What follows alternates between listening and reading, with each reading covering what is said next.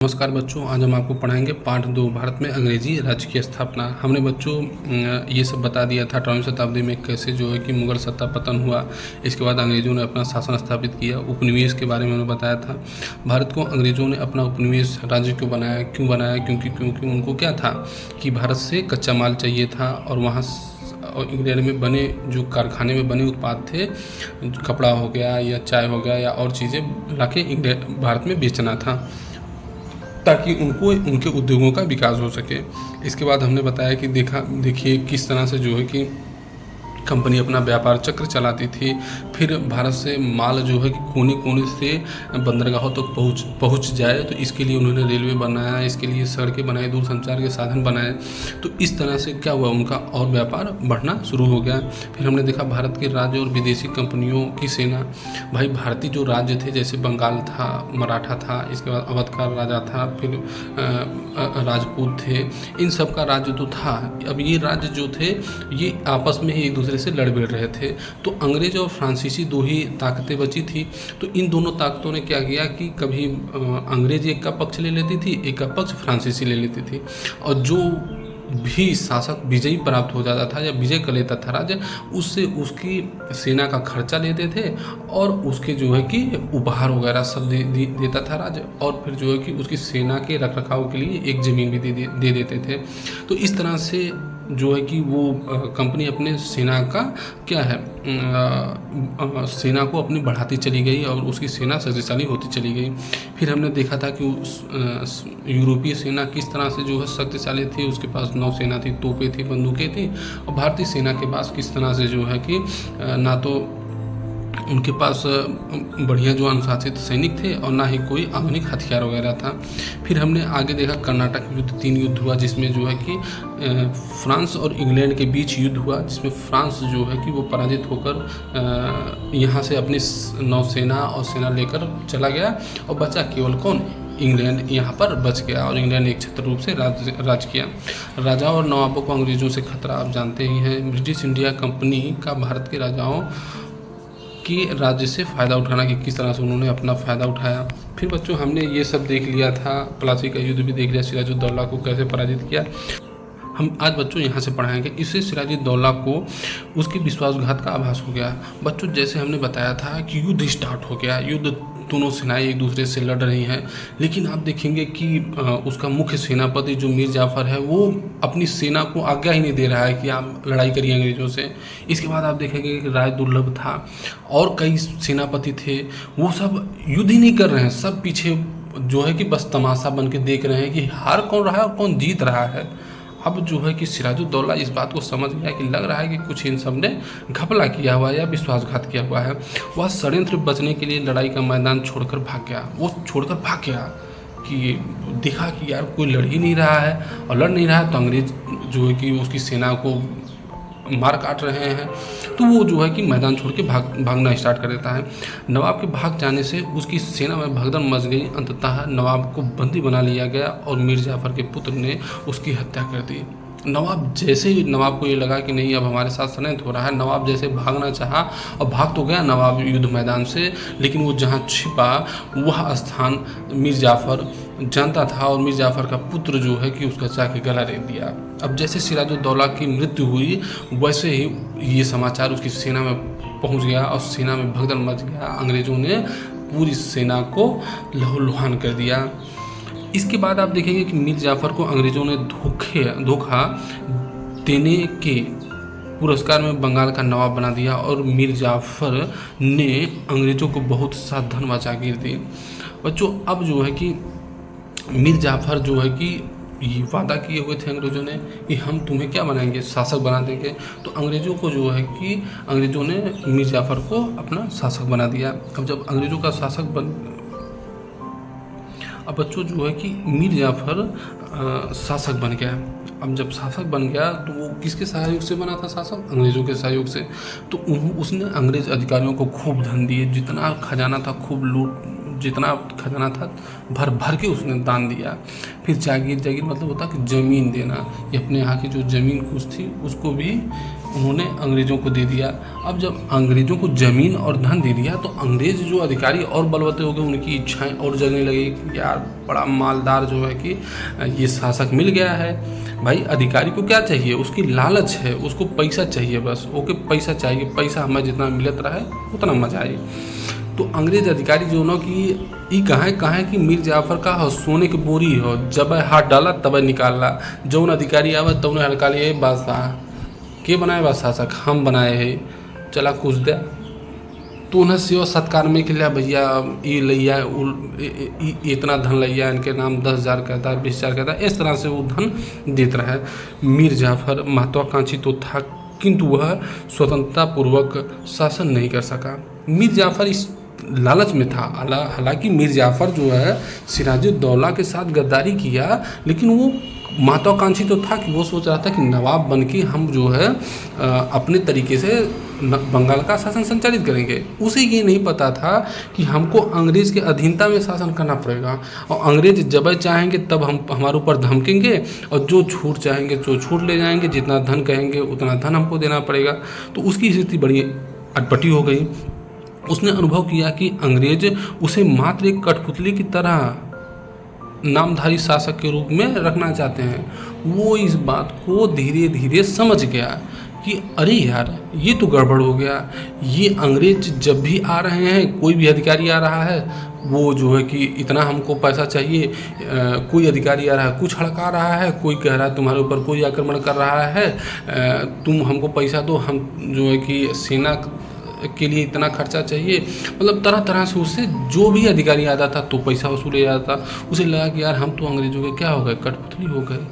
हमारा नवाब जो है इस तरह का तो था नहीं कि किसी की हिम्मत पड़ जाए बिना नवाब के अनुमति के उसके दरबार में चला आए, उससे कुछ जो है कि उपहार लेके लोग आते थे, उसके लिए सोना लेके आते थे, मुकुट लेके आते थे, बहुत सारा उपहार लेके आते थे। और ये सब जो है कि अंग्रेज़ क्या है, हम ही से हमारा धन सब लेके चले जा रहे हैं। भाई जब कोष धीरे धीरे खाली होता चला गया, नवाब को लगने लगा कि यार हमारा जब कोष खत्म हो जाएगा तो हम जनता के बीच में क्या जाएंगे, और जनता को क्या जो कि उसके सुख दुख को कैसे समझेंगे, उसमें क्या दान देंगे या उसके लिए क्या करेंगे। तो मीर जाफर जो है कि फिर बहुत परेशान हुआ। अंग्रेज़ों ने उसे अपनी सुनिश्चित आय का साधन बना लिया और उससे धन वसूलने लगे। हमने बताया है कि उससे खूब धन, जितना धन वो पा सकते थे उतना धन वसूले। उसको कई बार हड़का देते थे कि अरे मीर जाफर, अरे तुम्हारे ऊपर मराठे आक्रमण कर रहे हैं, धन दो, हम सेना लेके पहुंच रहे हैं। पता लगा कि वो आक्रमण ही नहीं कर रहा है, बस वो धन लेके खा गए। मीर जाफर गए कि साहब आक्रमण तो किए नहीं, अरे वो तो ख़त्म हो गया, सेना के लिए खर्च कर दिए। इसी तरह से कई बार उनको लगता था कि उसके विरोधी को दबाना है तब आप सेना का खर्चा करिए। फिर कई बार कहते थे कि अरे सेना को बंदूक चाहिए, अरे पैसा तो लगेगा, सेना रखे हुए हैं। तो मीर जाफर को उसके लिए भी खजाना देना पड़ता था। फिर अधिकारी आ जाते थे तो अधिकारियों को पैसा देना पड़ता था। इस तरह से मतलब मीर जाफर को सिर्फ बस मैं बता रहा हूँ कि अंग्रेज अधिकारी ये समझते थे कि सोने की बोरी है, बस हाथ डालो और सोना निकाल लो। कंपनी के एजेंटों तथा दलालों ने भ्रष्टाचार से आर्थिक लूट की कार्रवाई शुरू कर दी। फलतः नवाब का खजाना खाली हो गया और वह आर्थिक संकट में पड़ गया। अब क्या हो गया कि हमने बताया था बच्चों कि बक्सर का जब युद्ध हुआ तो बक्सर के युद्ध में, प्लासी का युद्ध तो हुआ ही था, प्लासी के युद्ध में क्या हुआ कि खजाना इसका तो खाली हो ही गया। और खजाना होने के पीछे कारण था कि जो बंगाल से राजस्व मिल रहा था वो राजस्व अब राजा के खाते में ले आकर अधिकारी बीच में गायब कर देते थे। अब दलाल जब वो गायब कर दे तो राजा के पास पैसा आया ही ना, और राजा के पास पैसा नहीं था, उसका खजाना खाली होने स्टार्ट हो गया। अब उसी की स्थिति बहुत खराब होती गई।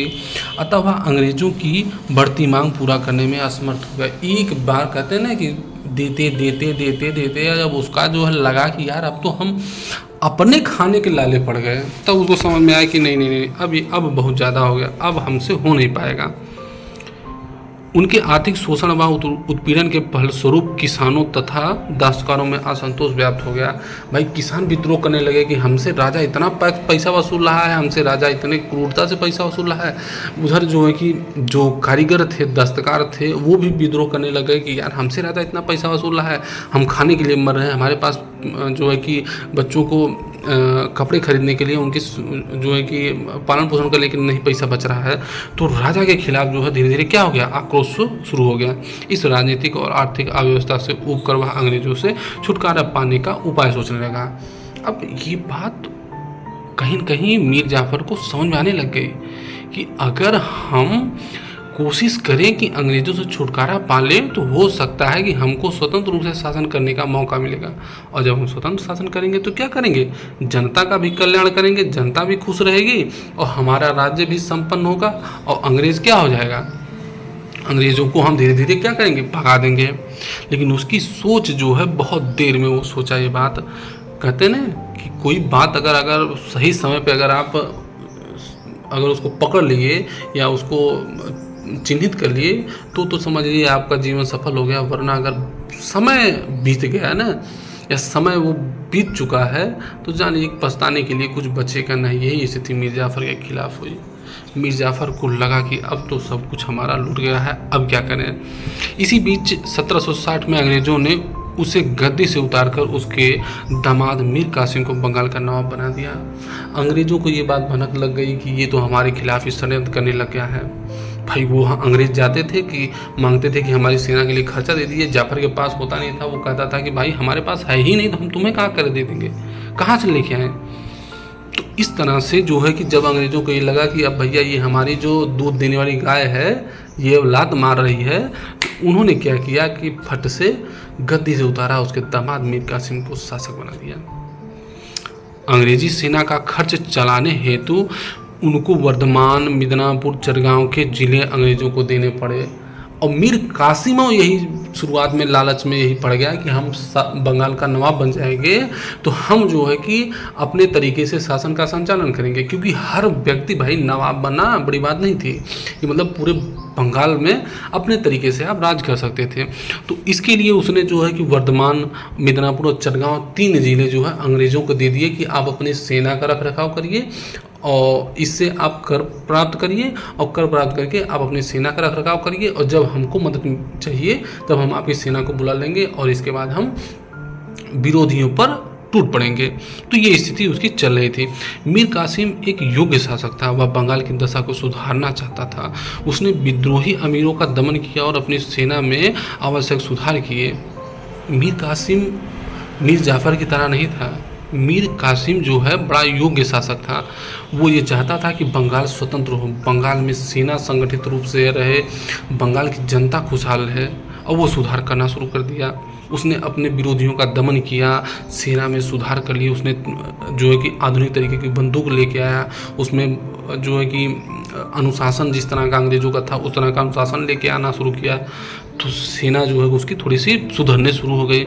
मुंगेर में तोड़दार बंदूकों और तोपों को बनाने का कारखाना स्थापित किया। उसने बंदूक बनाने का तोपखाना बनाने का कारखाना स्थापित किया कि भाई ताकि हम जो है कि अपने विरोधियों से मुकाबला कर सकें। सैन्य क्षमता बढ़ाने के लिए उसने सैनिक प्रशिक्षण हेतु यूरोपीय अधिकारी नियुक्त किए। उसने समरू नामक एक जर्मन को अपना सेनापति नियुक्त किया।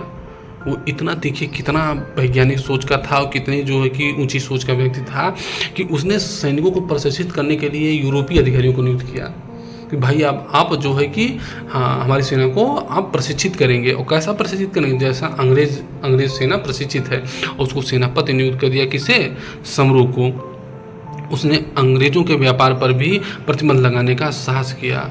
उसने कहा कि अंग्रेज़ों पर जो है प्रतिबंध लगाओ, क्योंकि ये व्यापार जो है कि हमारे लिए घाटे का हो रहा है और ये जो है कि फ्री व्यापार कर रहे हैं। और हमारे जो व्यापारी निजी व्यापारी हैं और जो हमारे यहाँ के जो व्यापारी हैं जो हमको टैक्स देते हैं वो भी उनसे भ्रष्टाचार करके और हमको टैक्स नहीं दे रहे हैं।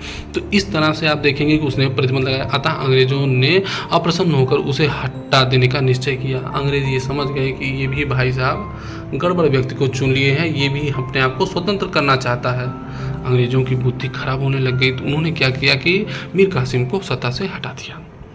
कासिम अंग्रेज़ों की नीयत से परिचित था, वह उनसे सावधान रहता था। अतः उसने अपनी राजधानी भी मुर्शिदाबाद से मुंगेर स्थानांतरित कर दी और उसकी किलेबंदी आरंभ कर दी। मीर कासिम भी ये समझता था कि यार हाँ जो है कि ये ये ऐसे अंग्रेज हैं कि मौका पड़ने पर हमको भी बख्शेंगे नहीं। इसलिए उसने अपनी राजधानी मुर्शिदाबाद से मुंगेर बिहार में स्थापित कर ली, जो पश्चिम बंगाल से काफ़ी दूर था और बिहार में था। तो उनको लग रहा था कि इसको लग रहा था कि काफ़ी दूरी होगी तो ये जो है कि हमारे क्षेत्र पर आक्रमण नहीं करेंगे या बार बार हस्तक्षेप नहीं करेंगे। भाई मुर्शिदाबाद में होती तो जब जो ही अधिकारी धमक जाता तो ही कि हमको ये चाहिए, हमको ये चाहिए। जब वहाँ पर जो है कि मुंगेर होगी तो काफ़ी दूरी होगी, तो हमें जो है कि इनसे थोड़ी दूरी रहेगी तो फुर्सत भी रहेगी। वहाँ किलेबंदी भी शुरू कर दी कि ताकि किलेबंदी भी कर लेंगे ताकि आक्रमण वगैरह करें तो हमारी सुरक्षा बनी रहे। उधर अंग्रेज़ों ने प्रतिशोधात्मक कार्रवाई करते हुए अपने सैन्य बल के द्वारा मीर कासिम के विरुद्ध कदम उठाया तथा उसे गद्दी से हटाकर मीर जाफर को पुनः बंगाल का नवाब बनाने का निश्चय किया। अंग्रेज क्या कहिए, मीर कासिम को गद्दी से उठाया और पलट दिए। फिर किसको बैठाए? मीर जाफर को। मीर जाफर बेचारा कह रहा है ससुरा कहाँ हमको ला के फंसा दिए हैं, ये तो बना दिए हैं कि जो है कि हमको गेदा कि जो ही उठा के हमको फेंक दे रहा है और जो ही पकड़ ले रहा है फेंक दे रहा है। जब भाई आवश्यकता हो रही तो हमको पकड़ ले रहा है चंबू की तरह, और जब इसको आवश्यकता नहीं हो रही तो अंग्रेज हमको फेंक दे रहे हैं। फिर मीर जाफर को शासक बना दिए।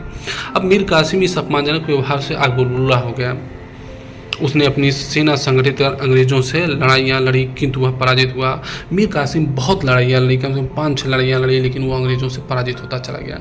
क्योंकि अंग्रेज़ तब तक इतने शक्तिशाली हो चुके थे, इतने पावरफुल हो चुके थे कि उनको पराजित करना बहुत मुश्किल था। वह भागकर अवध में शरण लेने को विवश हुआ। वो भाग गया, बंगाल छोड़ के वो भाग गया। कहाँ गया? अवध के क्षेत्र में। अवध के नवाब शुजाउद्दौला तथा मुगल बादशाह शाह आलम के साथ उसने अंग्रेज़ों के विरुद्ध एक गठबंधन कर लिया। उसने बुलाया जो है कि अवध के नवाब को यहाँ शरण मांगी थी। अब शरण वहाँ दिया तो शुजाउद्दौला ने पूछा कि क्या स्थिति है, क्यों तुम इतना जो है परेशान हो? तो मीर कासिम ने बताया कि अरे भैया, आज हमारे राज्य पे आक्रमण किए हैं, कल तोहरों राज्य पे आक्रमण करके तोहरों को लूट लिए हैं। शुजाउद्दौला तैयार हो गया कि हाँ यार बात तो तुम सही कह रहे हो। तो इसके बाद इन सब पहुँचे जो है कि मुग़ल बादशाह शाह आलम द्वितीय के पास कि अरे साहब अभी मौका है, इनको रोक लीजिए वरना ना हम रहेंगे ना आप रहेंगे। मुग़ल बादशाह भी तैयार हो गया कि बात तो तुम सही कह रहे हो शुजाउद्दौला और जो है कि मीर कासिम। तो ऐसा करते हैं कि हम तीनों लोग संगठित होकर किस पर आक्रमण करते हैं? अंग्रेज़ों पर आक्रमण करते हैं। और फिर जो है कि अगर युद्ध जीत गए तो हम क्या करेंगे? अंग्रेज़ों को बाहर यहाँ से खदेड़ देंगे और हमारी एक छत्र राज होगा, हमारा एक छत्र पूरा साम्राज्य होगा और हम बेहतर तरीके से अपना शासन करेंगे। बक्सर का युद्ध 1774 ईस्वी में उपर्युक्त तीनों की संयुक्त सेनाओं का अंग्रेज़ों की सेना के साथ 1774 में बक्सर के मैदान में भीषण संग्राम हुआ, परंतु सफलता अंग्रेज़ों को ही मिली। मीर कासिम युद्ध भूमि से भागने को विवश हुआ। देखिए बक्सर का युद्ध हो गया, अंग्रेज इतना शक्तिशाली हो गए, इतना उनके पास हथियार हो गया, तोप हो गए, उनकी नौसेना इतनी मजबूत हो गई, प्रशिक्षण इतना बढ़िया हो गया कि लाखों की जो है कि मुग़ल सेना थी, शुजाउद्दौला की सेना थी और मीर कासिम की सेना थी। तीनों सेनाओं को अंग्रेज़ों की सेनाओं ने बक्सर के युद्ध में ध्वस्त कर दिया। पूरा भारत सन्न हो गया। उनको लगा कि ये तो ब्रजबादशाह गिर गया, ये क्या हो गया? मतलब पूरा सबको सदमे में आ गए, पूरा भारत सदमे में चला गया कि यार ये क्या हो गया। मुग़ल बादशाह को पराजित कर देने का मतलब कि अंग्रेज़ों ने पूरे भारत पर अपना कब्जा एक प्रकार से जमा लिया मुग़ल बादशाह को। लेकिन वो जानते थे कि अभी समय नहीं है मुग़ल बादशाह को हटाना, क्योंकि अगर मुग़ल बादशाह को हम गद्दी से हटा दिए तो हमारे विरुद्ध विद्रोह हो जाएगा और हमें क्या है, जनता खदेड़ के भगा देगी। तो उन्होंने क्या किया कि कठपुतली के रूप में शाह आलम द्वितीय को मुग़ल बादशाह बने रहने दिया कि भाई आप बादशाह बने रहिए, हम आपसे जो भी रियायतें मांगे वो हमको देते रहिए। शुजाउद्दौला को भी जो है कि अपने कब्जे में कर लिया और मीर कासिम तो भाग के खड़ा हो गया। अंग्रेज़ों ने एक बार फिर मीर जाफ़र को बंगाल का नवाब बना दिया। भाई मीर कासिम भाग गया, मीर जाफ़र को पुनः बंगाल का नवाब बना दिया। बक्सर के युद्ध का भारतीय इतिहास में बहुत महत्व है। अंग्रेज़ों की इस विजय ने न केवल मीर कासिम की शक्ति छिन्न भिन्न हो गई, बल्कि अवध भी अंग्रेज़ों के सैन्य व राजनीतिक प्रभुत्व में आ गया। अवध में भी अंग्रेज़ों ने अपना पांव जमा लिया। जिस बात का शक मीर कासिम ने शुजाउद्दौला से जाके बताया था कि भाई अगर आज हम मारे जाएंगे तो कल तुम भी मारे जाओगे, इसलिए हमारा साथ दे दो, और हो सकता है कि साथ देना उसके लिए गलती हो गई। गलती ही क्या कह सकते हैं कि ये तो समय की मांग थी कि आज नहीं कल जो है कि अवध को अंग्रेज जीत ही लेते, लेकिन थोड़ा सा 1 साल 2 साल बाद जीते, लेकिन जीतते तो जरूर ही। तो इस तरह से उसे कह सकते हैं कि वह भाई मित्रता निभाया, कि भाई हाँ हो सकता है कि उसने उनके जो है कि आक्रामक नीति का मुकाबला किया, लड़ा, उसने हार हुई लेकिन वो लड़ा, फिर भी अवध का नवाब लड़ा। फिर उसे जो है कि अंग्रेज़ों की सेना रखनी पड़ी, और जो भी उसको कहीं युद्ध करना पड़ता, संघर्ष करना पड़ता, उसके लिए अंग्रेज़ों से अनुमति मांगनी पड़ती। तो इस तरह से राजनीतिक प्रभुत्व अवध पर किसका हो गया? अंग्रेज़ों का हो गया। जहां प्लासी की जीत ने अंग्रेज़ों की आर्थिक स्थिति मजबूत की, वहीं बक्सर की जीत ने अंग्रेज़ों के पैर भारत में और मजबूत कर दिए। जहाँ प्लासी की युद्ध हुआ तो वहाँ अंग्रेज़ क्या हुआ कि बंगाल से केवल राजस्व प्राप्त कर सकते थे, वहाँ से जो है जितना लूट पाट सके उतना लूट पाटे। लेकिन जब उन्होंने प्लासी का युद्ध जीत लिया तो उनकी एक तरह से कह लीजिए कि पहला कदम हो गया कि अब हम भारत में अपना साम्राज्य स्थापित करने की दिशा में पहला कदम रख दिए हैं, पहली सीढ़ी हमने जीत लिया है। और वो भी इतना मजबूत राज्य जीता हुआ है कि जिसे हम भारत का हार्टलैंड कहते हैं। हार्टलैंड इसलिए क्योंकि बंगाल में इतना राजस्व आता था, उतना शायद ही किसी क्षेत्र से राजस्व मिलता था, उतना धन सरकारों को मिलता था। तो हर सरकार ये कोशिश करती थी कि हमारा नियंत्रण किस पर रहे, बंगाल पर बना रहे। बक्सर के युद्ध के बाद क्लाइव ब्रिटिश गवर्नर बनकर भारत आया। देखिए एक कौन था, एक क्लर्क के रूप में आया व्यक्ति भारत, फिर जो है ब्रिटिश सरकार ने उसे गवर्नर बना दिया। ये उसकी कौशल, उसकी चतुरता, उसके जो है कि साहस का प्रतीक है कि एक व्यक्ति कलर के रूप में भारत आया था, ये लॉर्ड क्लाइव। और लॉर्ड क्लाइव फिर क्या बन गया, ब्रिटिश गवर्नर बन के भारत आया। उसने मुगल बादशाह शाह आलमगीर और अवध के नवाब शुजाउद्दौला के साथ इलाहाबाद की 2 संधियाँ की। इन संधियों की निम्नलिखित शर्तें थी। अब बच्चों कल हम शर्त बताएंगे, तब तक के लिए नमस्कार, जय हिंद।